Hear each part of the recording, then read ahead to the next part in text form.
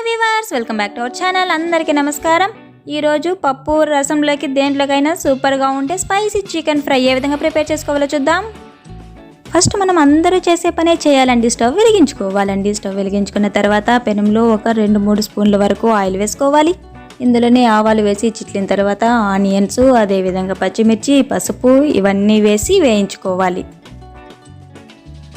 Hello ఏంటండి, ఇంతవరకు మీరు మన ఛానల్ సబ్స్క్రైబ్ చేసుకోలేదా? ఒకసారి ఛానల్కి వెళ్ళి విజిట్ చేసి మీకు నచ్చినట్టయితే సబ్స్క్రైబ్ చేసుకుని పక్కనే నోటిఫికేషన్ ఐకాన్ ఉంటుంది, యాక్టివేట్ చేసుకోండి.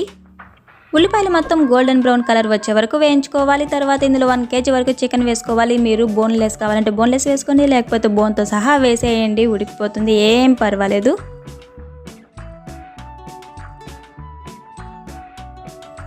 చికెన్ మొత్తం వేసి ఒక్కసారి అలా కలుపుకోవాలి. తర్వాత ఇందులో మన టేస్ట్కి తగ్గట్టు సాల్ట్ వేసుకొని ఇందులో 1/2 స్పూన్ వరకు అల్లం వెల్లుల్లి పేస్ట్ వేసి బాగా మిక్స్ చేసుకోండి.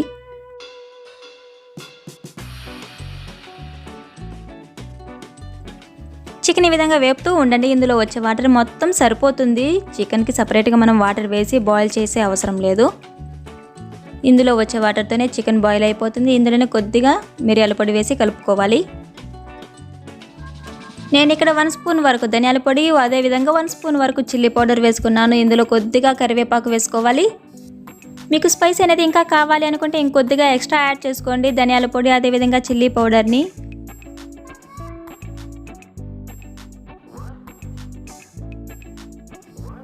చికెన్ ఈ విధంగా ఫ్రై చేసుకున్న తర్వాత ఒక 2 పచ్చిమిర్చిని ఈ విధంగా సన్నగా కట్ చేసుకుని వేసుకోవాలి. తర్వాత ఇందులోనే ఒక 3 వెల్లుల్లిపాయల్ని ఈ విధంగా క్రష్ చేసుకుని వేసుకోవాలి.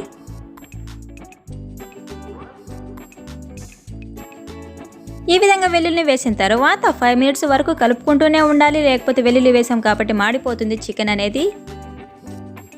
తర్వాత మీకు కావలసినంత కొత్తిమీరని ఈ విధంగా వేసుకొని చల్లుకొని గార్నిష్ చేసుకుని స్టవ్ ఆఫ్ చేసుకుంటే రసంలోకి, పప్పు చారులోకి ఎంతో టేస్టీగా ఉండే chicken spicy chicken fry ready అయిపోతుంది.